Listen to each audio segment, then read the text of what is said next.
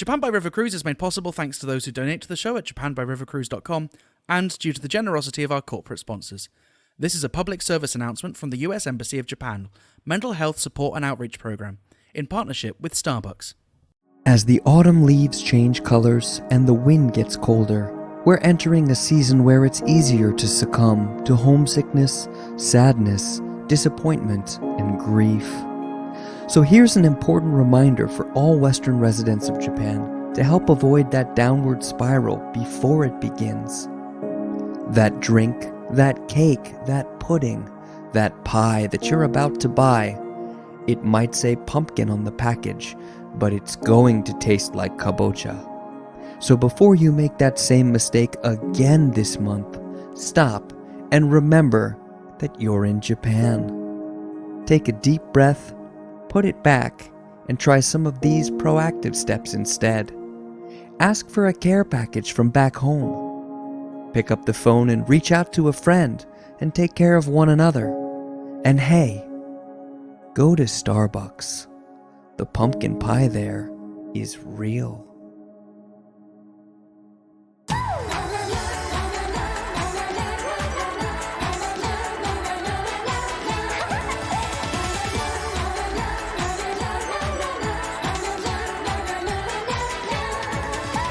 Hello, Brian, and welcome back to Japan by River Cruise. I'm Bobby Judo. And I'm Ollie Horn. And joining us this week is Saku Yanagawa, a Japanese comedian performing English stand-up comedy in the U.S. Saku is the guy who helped us print out our Japanese River Cruise Podcast of the Year certificate.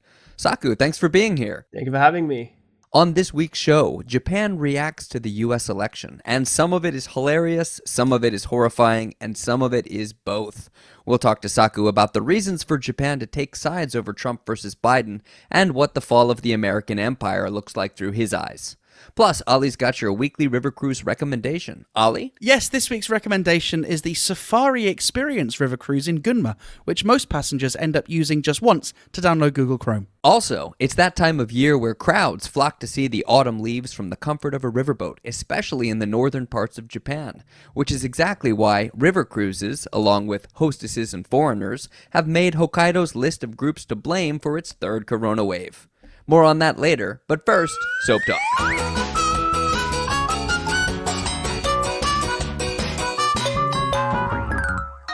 Saku, can you believe it's been almost 3 years since you were my opening act at the Edinburgh Fringe Festival, and now you're a headline act in America? My question to you is, how should I feel about that? Well, you just feel about me being better in America than in the UK, for sure. Really? I got excited when I heard you got to feel about me being better. I was like, I'm on board with this. I'm on board with this. Saku's performances are great. Yeah, I'm trying to be. I mean, Saku's good. I mean, Saku has got incredible stage presence. But I mean, my recollection of your time in Edinburgh was you had some incredibly good shows and shows when you were just really, really sad afterwards. Actually, when I was in Edinburgh, I made a rule to drink Scotch whiskey when I bombed. Right. The result was I kept drinking 30 days in a row. I was pretty drunk. You became a whiskey connoisseur. Yeah. Yeah, well, there's a story in the extras for those that are interested of how Saku managed to start a show for me by encouraging audience members to leave before I even walked on stage. But we'll park that. I'm not that bitter about it. Overall, I think we had a very good time. You said that you're better in the US than you are in the UK. Do you notice a difference between UK comedy audiences and US comedy audiences? Actually, I've been still thinking what's the difference. Of course, the humor is different, but somehow US audience accept me more than British people do somehow. Maybe the US audience is a little bit friendlier to racist jokes about Mexicans. You guys, that's different. Bobby, we said we wouldn't. You're gonna have to go to the extras to hear about that one. But I got dumped in a cornfield in Iowa when I bombed. You got dumped in a cornfield in Iowa? I almost got dumped in a cornfield after the show. Oh, what? Okay, sorry, I misinterpreted that as well. So you mean like after the show they almost threw you into a cornfield? Yeah. I assumed like your girlfriend heard the show and was like, so... Yeah, to me that sounded like the lyric of a country song. Dumped in a cornfield now. Yeah, The show was so bad that my girlfriend drove me to a cornfield in Iowa and dumped me there. We were in New York. It was a long drive, but she was angry about how bad I was. We've mentioned this on the show before, but you won a few years back. You won the Japanese Comedian of the Year award, or Japan's Comedian well of done, the by Year the way. award. Round of applause. Yeah, thank you. It's the very first, I was the very first person who won this. You were the first prize. and only recipient And ever. who gave you that award again? Technically, myself. Via your good friend. Ollie and I were really insulted that we weren't considered for that award that you gave yourself. It wasn't the Japanese Comedian of the Year. It was the Japan Comedian of the Year, which meant that, strictly speaking, we would have been were in the running. eligible. Yeah. Oh, yeah? So do you want it? I can sign it. Can we have Japan Podcast of the Year? Oh, yeah. Yeah, as long as you can make mine. It's the second. Yeah? Yeah. That's fine. So We don't mind. what was behind this? What made you give yourself that award? Actually, at that time, I was trying to get an artist visa for US. That was really, really hard. It's super tough, isn't it? You got to just submit so much evidence. Right? We have to prove how good we are as an artist. Yeah. So, Yeah. but And unfortunately, word got back to the Americans that you pissed off a load of Edinburgh folk with your Mexican joke.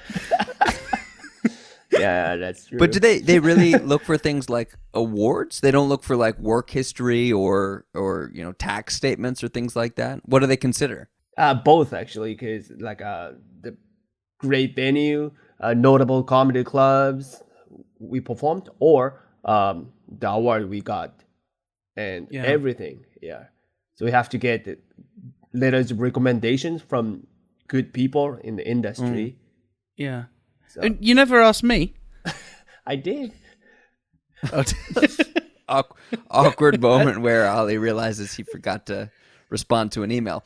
But no, who needs Ollie when you got Dave Spector? Like you do work with Dave Spector these days, don't you? Yeah, I did.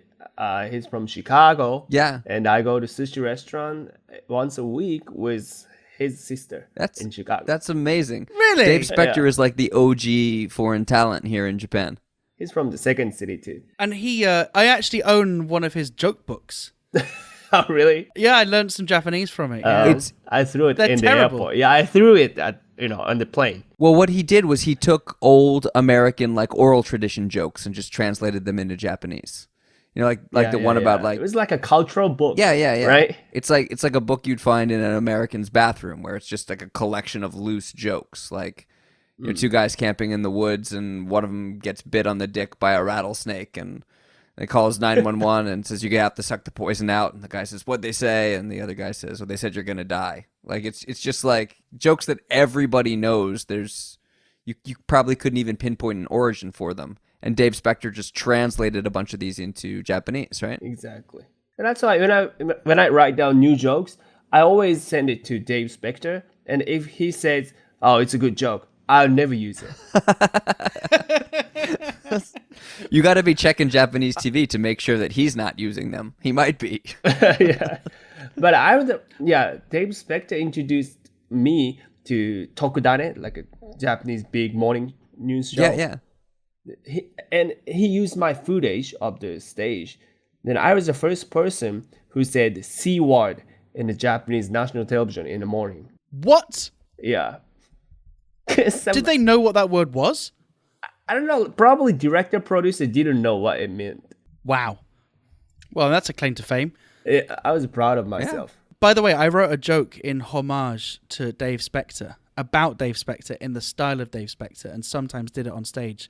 Do you want to hear it, Saku? Yeah, please. 日本の外国人コメディアンにはデーブ・スペクターなどがいますが、僕はデーブじゃなくてただのデブです。Yeah, I think he likes it. That's Saku's nice way of telling you it's a terrible joke. I gotta be nice. But anyway, Saku, it worked. You are the first Japanese comedian to get one of these entertainment visas. And you did it just at the wrong... Japan's Comedian of the Year. Japanese Comedian of the Year, but you did it just at the wrong moment. You touched down, and then they closed all the comedy clubs. Exactly. What's the plan now? I've been trying to, headline tour, once COVID is fine. So I I get up on stage regularly. But the thing is, Chicago shut down again because of pandemic. Yeah. So yeah, probably I'll post some footage of my stand-up for YouTube channel. Great. I saw, according to Trump, the pandemic was a hoax, and once the election was over, we weren't going to hear about it anymore. So why is everyone still pretending that they have it? Oh, I don't know. Trump is playing golf right now. But actually, on Saturday, when Biden got announced to win, Chicago was kind of, I don't know, festival. People got crazy. Like people honked and drunk. That was like crazy moment. Craziest moment I've ever seen in Chicago. Well, this is exactly what we're going to be talking about in the news today, because this is the news, right? Mm-hmm. Trump's gone, ding dong. So let's move right into the news.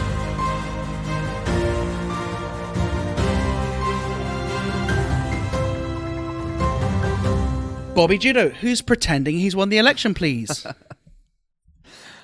Trump is pretending that he's won the election, and it's on all the news stations here in Japan.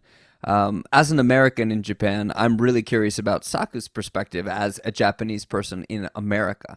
Saku, how have you been viewing the election? Actually, I have no right to vote, obviously. So my perspective is different from probably American people. I'm not red. I'm not blue.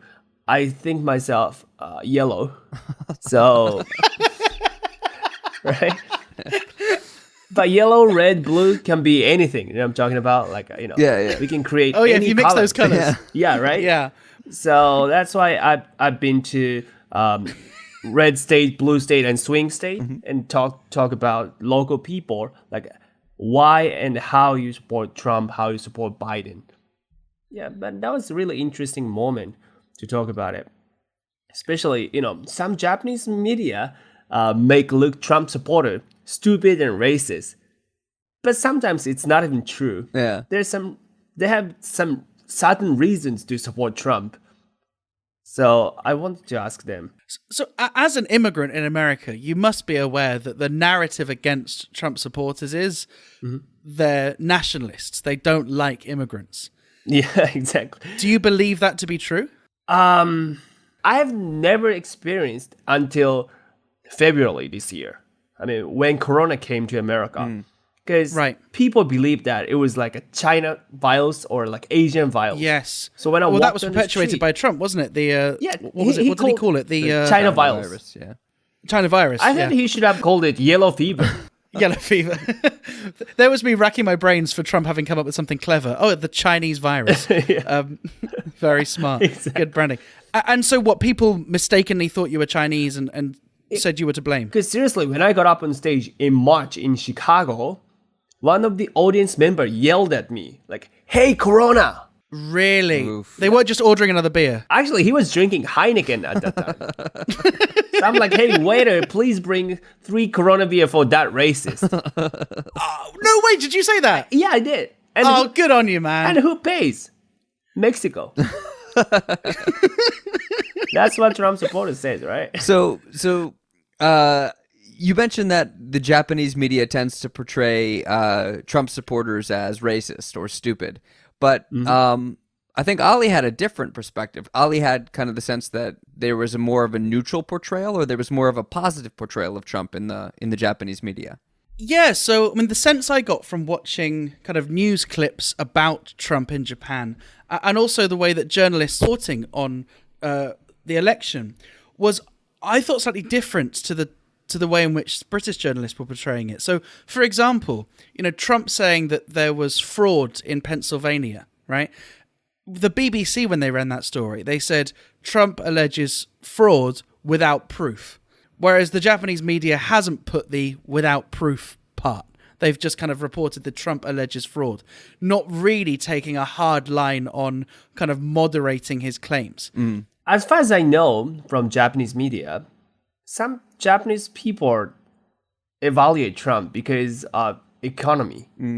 His economic policy gets kind of positive impact for Japanese companies and enterprises. Because stock markets Right. are very closely linked in the ways that they move. So when the Dow Yeah. Jones is up, the Nikkei is up. Exactly. Yeah.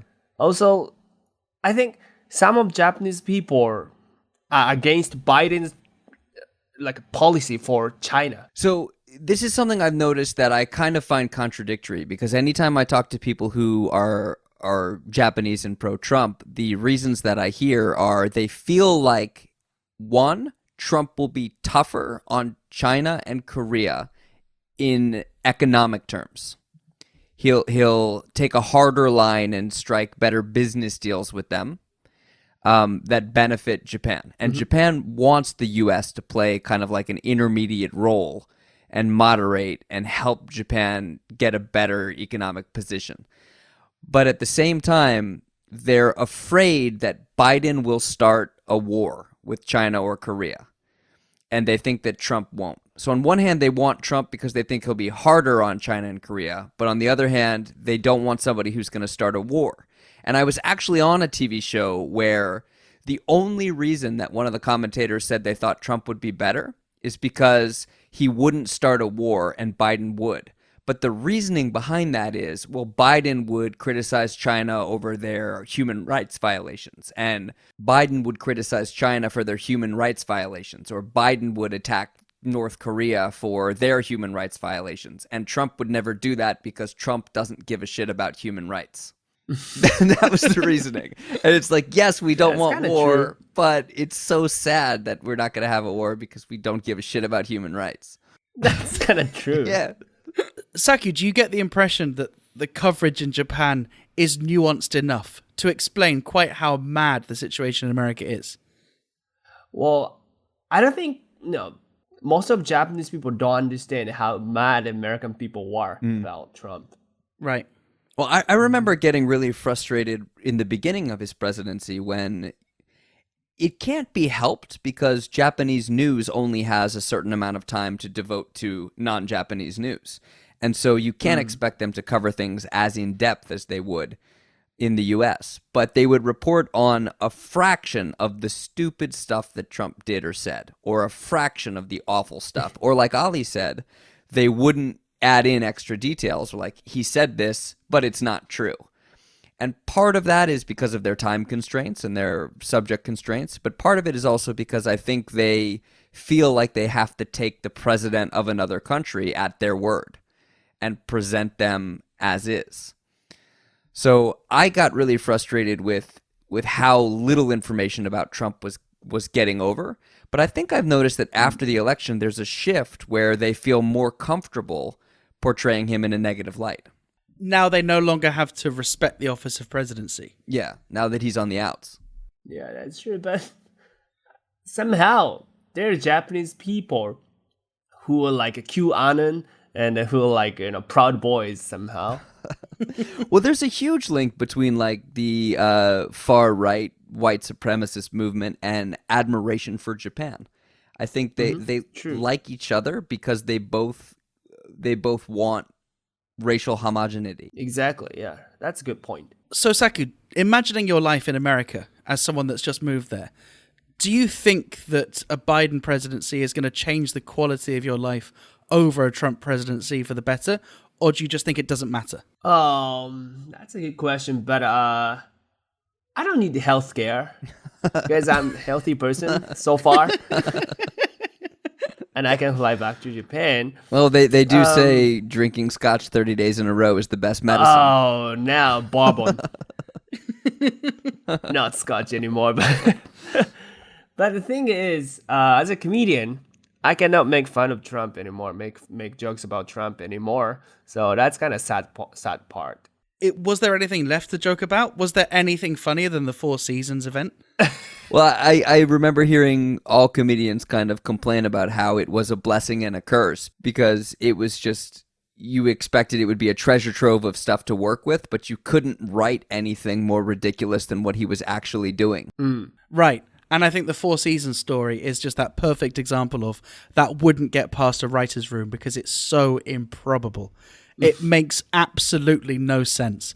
And yet, it happened. So I saw on Twitter that there are Japanese right-wingers who are translating and retweeting the petitions to either redo the vote in the U.S. or just declare Trump the winner in the U.S. Did you guys see anything about this? Yeah, I did. There's some petitions that anybody can make. Some of them are really poorly written, but there are Japanese right-wingers who are translating these ridiculous petition requests and getting Japanese people to sign them as well. Why do you think those factions support Trump the way that they do? Yeah, why do they care? I can say they're kind of nationalist, even in Japan, right? So they're like kind of pure blood. That's not good a word, but I'm pretty sure they want each country should be like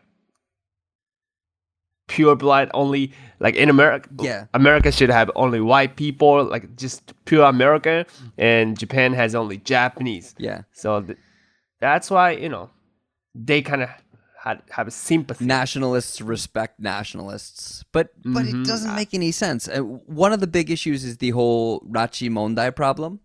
The whole Japanese citizens who were abducted by North Korea. And one of the things that Japanese right-wingers really respond to about Trump is how when they said, we want you to say something to North Korea about the return of Japanese citizens, Trump was like, okay, I will, and then he did. But how, I don't understand how they could believe that he really cares or that he would pursue that better than Biden would. Or what they thought of the idea of him being like Kim Jong-un and I fell in love. He said that. Good boy. Yeah. But at least Trump can satisfy these people in Japan. That strategy was not that bad. Yeah. He mentioned something about Lachimondai in United Nations in his speech. So, some Japanese people kind of appreciate it. Oh wow, the president of the United States mentioned about it, to the world. So he took it seriously. Well, he took it seriously, but I think there's an ample track record to show that he just says whatever the hell he thinks people will like him for in any given situation. So he'll say that, but then he'll take a call from, the president of Taiwan, or he'll go to Kim Jong-un and tell Kim Jong-un what a great guy he is. He says whatever he wants. Is this stuff widely reported in Japan? The stuff about him having, I don't know, a Chinese bank account, or the stuff about him having paid off prostitutes. Are those kind of like fringe, kind of non-political, but nevertheless relevant stories? Do they make the newspapers in Japan? I don't think so. Newspaper and TV didn't say anything about it. So and so when Japanese people are building a picture of his character, they're looking really at like the decisions that are made within a political environment only. I think so.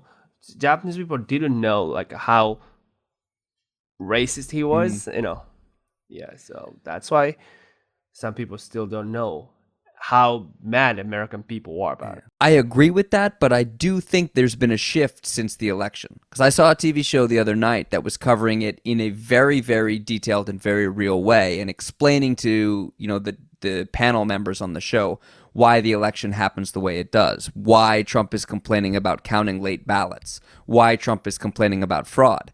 And so a talent would like raise his hand and go, I saw that Trump said his son retweeted that they'd found all of these burned ballots. And the guy who was explaining it was like, yes, that happened. And then they found out that those burned ballots were sample ballots that somebody had written in Trump on and printed out a whole bunch of them and strategically burned off the part that said sample. And the commentators were like, that almost sounds like it was done to drum up suspicion as part of a strategy. And the guy explaining it was like, yes, it does, doesn't it? And then they were like, well, what's all the controversy about counting late votes? And he was like, well, states have different rules for how long a ballot is allowed to take before it arrives, even if it was stamped on election day. And they showed like the different states, and the range is like some states say they can arrive up to 3 days late. Some states say they can arrive up to 13 days late. And one of the Japanese comedians on the show was like, well, in Japan, we're used to mail coming the next day. Why would a state need to have 2 weeks for the mail to arrive? And the guy explaining it was like, because the Republicans installed a postmaster general who tore out all of the mailboxes. And they were like, that sounds intentional. It sounds like they were kind of working out in real time. Yes. Hang on a minute. Are they the bad guys? Well, I guess it's good that these theories are getting airtime, but I guess now it's kind of too little too late. I mean, Trump, we hope, is just going to be a has-been character. I noticed Madame Tussauds has already changed his outfit to that of a golfer, which seems like a funny little FU. Saku, could you imagine there being enough support for a Trump-like figure to win favour in Japan? That is to say, I know there are already politicians that think the way he does, but could there be support for someone that acts the way he does? I don't know, like in Japan, if politicians have certain character, especially people who are into some pop culture, people focus on that, only that part. People don't try to see the inside, the true part of their policy. But for example, like, it reminds me of, Abe did Mario in Olympics. Yes. Yeah. And that's kind of all we now remember. It's like, oh, that guy, wasn't he the plumber? Rather than looking at all the policies which made life more difficult for women or made things harder for migrants or whatever. Because in these 20 years, the most popular Japanese prime minister was probably Junichiro Koizumi. Yeah. Do you remember him? Because he liked, he sang Elvis Presley. Yeah, Elvis Presley stuff. Yeah, but... And his wife was batshit crazy. Yeah, I felt so bad when I saw the news program. I was like, oh, don't sing, Yeah. Well, they really do respond more to these little entertaining tidbits more than they do the politics. And I think that's been borne out by the fact that one of the most popular trending news stories this week is that there's a dude down in Kumamoto who's the mayor of some little town who the reading of his name could be read Joe Biden. Yes, I saw this. It's it's Ume and Tambo. I know Umeda something. Umeda. Yeah. But you can read it Biden, and then his first name can be read Joe, and that's been like the biggest trending story of the week. Oh wow, sounds like Obama City in Fukui Prefecture. Yeah. There's an Obama in Miyazaki as well, and it got like an incredible amount of tourism, and they put like Obama caricatures on a bunch of their products for a little while, which were surprisingly not as racist as I expected them to be. Well, if only the next American president can be called Olympic, then maybe all of that merchandise can be put to good use. Nah. Can you imagine that working the other way? Like some town in the deep south of America discovering that something sounds vaguely Japanese and them getting excited about it to the point that it becomes newsworthy. You know what would be really, really funny is if former Prime Minister Abe became a renkon farmer and then tried to sell his renkon under the Abe brand in the Deep South, because they would read it as Abe Renkon.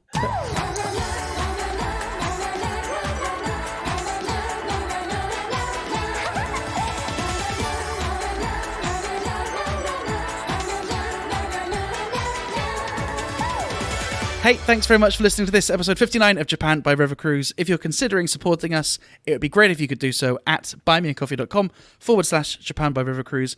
Plus, we've set up our mailing list now. We're going to send the first email out at the end of this month with a link to our secret podcast. If that sounds intriguing, go to japanbyrivercruise.com and donate your email address. And thank you to our guest this week, Saku Yanagawa. Saku, good luck with your life in America. I'm glad it's you that's there and not me. Tell us a little bit about your podcast. Okay, so you can go to Spotify. It's Saku's Radio from Chicago, which is in Japanese. So it's going to be a good Japanese lesson. And of course, that is the podcast which came second in the 2020 Japan Podcast Awards. True. Thanks, everybody. We will see you next week.